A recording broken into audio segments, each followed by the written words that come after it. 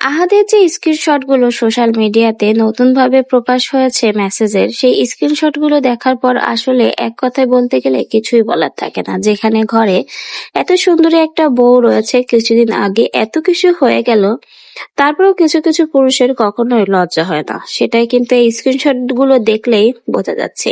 যেখানে তার এই পঞ্চম বউ চৈতিকে নিয়ে সোশ্যাল মিডিয়াতে এত তামাশা রটলো, এত কাদা ছিটাছিটি হলো, তারপরেও ঘুরে ফিরে সেই মেয়ের সাথেই কথা বলতে হবে।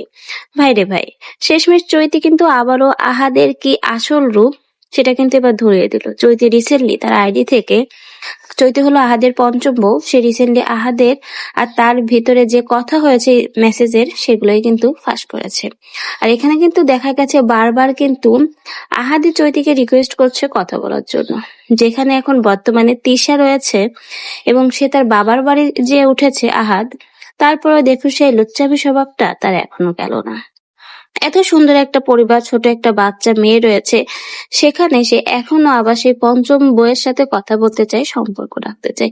ভাই, এইসব দেখে আসলে অনেকেরই কিন্তু পুরুষ মানুষের উপরে আশা ভরসা সবই উঠে যায়। এইভাবেই কিন্তু একটা পুরুষ মানুষ তার স্ত্রী বা পরিবারের উপর থেকেই বিশ্বাস হারায়। যেখানে তিশা এত কিছু করছে আহাদের জন্য, প্রতিনিয়ত দেখুন সংগ্রাম করছে বলতেই হবে। মেয়েটা সোশ্যাল মিডিয়াতে যে কাজ করে, অন্যদিকে মানুষের ট্রোলের শিকার হয়। তারপরেও দেখুন আমরা কত ধরনের খারাপ কথা বলি তিশাকে নিয়ে, কিন্তু মূল খারাপ কিন্তু এই আহাদ। তা না হলে এত কিছু হয়ে যাওয়ার পরেও কেউ সেধে সেধে আবারও এভাবে মেসেজ দেয়, কথা বলতে চায়। আসলে এর জন্যই কিন্তু এভাবে একটা পরিবার নষ্ট হয়ে যায়। আজকে আহাদের এই পঞ্চম বউ চৈতি কিন্তু আবারও আহাদার তার কিছু কথার মেসেজ এবং স্ক্রিনশট শেয়ার করলো। আর এটা দেখার পরে আবারও কিন্তু ট্রোলের মুখে আহাদ তিশা পড়েছে।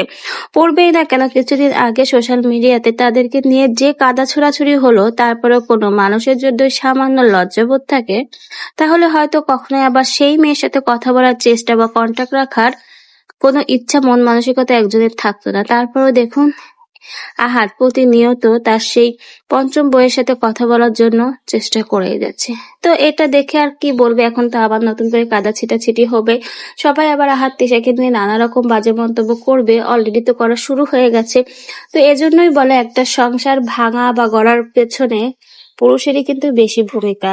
যেমন নারীর ভূমিকা রয়েছে, ঠিক তেমনই কিন্তু পুরুষের ভূমিকা রয়েছে। তো অবশেষে আবারও এই যে নতুন তামাশা শুরু হলো, এখন দেখা যাক এই তামাশা নতুন ভাবে আরো কতদিন চলতে থাকে।